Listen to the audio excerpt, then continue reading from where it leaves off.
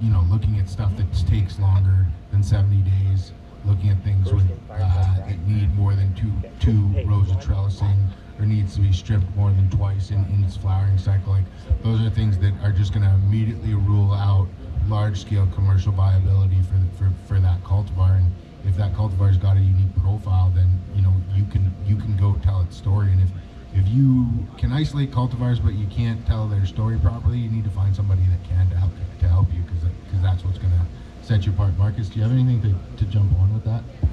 Yeah, I mean, he said it well again, just not trying. The little guy cannot compete with the big guy. The little guy's real advantage is his ability to be nimble, his ability to get things to market quicker than these bigger guys. They have like massive burn rates, but they also have massive amounts of funds to pay for these burn rates and take them into, these really expensive projects. And the little guys obviously don't have that ability, but in not having that ability, there's so much available for you to find and for you to breed into development that is still going to give you that niche in the marketplace and allow you to survive and thrive.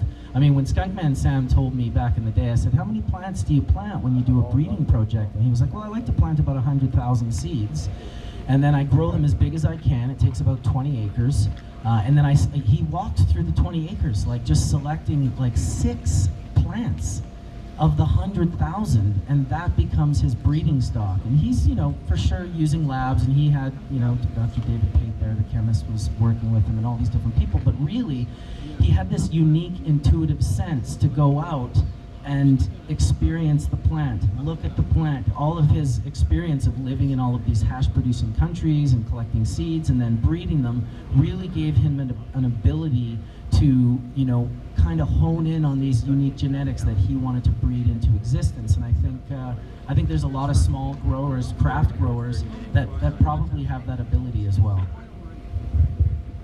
They definitely do. They have the ability to be flexible, but when you're talking about craft, you have to kind of throw agronomics out of the picture to a degree, because what we're really trying to do is emotionally connect you to the product, not how I produced it. That part of it comes later. From someone who's run dispensaries for a really long time, it's very rare someone comes in and says, I need to understand the production methodology. What they ask for is, give me the really good shit. And so what you have to focus on is, what is the really good shit?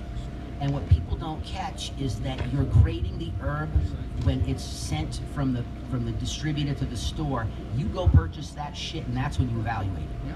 That lets you know what your product really is, not what you grew. That is your product. So what it does now is it lets you go back into your assessment and refinement package and start to be able to understand which one of these plants holds the quality better and doesn't get diminished through this picture.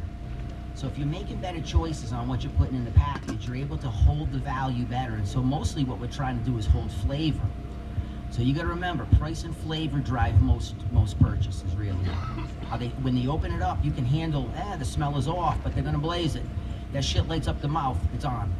And so you really only have to hit that as a consumption. And if you have flavor, you'll have satisfaction. And so what you're really having to make sure you understand is, how do we drive flavor? And so, and there's a proof to this. And so that if you take a look at when you add Skittle as a variety, it adds 17% more price to the product across the supply chain. Right? So you're getting $1, I'm getting a buck plus the Skittle money. It's hard not to understand that. What's the value of that? Flavor. And so what you have to do as a craft operator is you're trying to weave quality in that is real. It's a quality that larger operations can't do because they haven't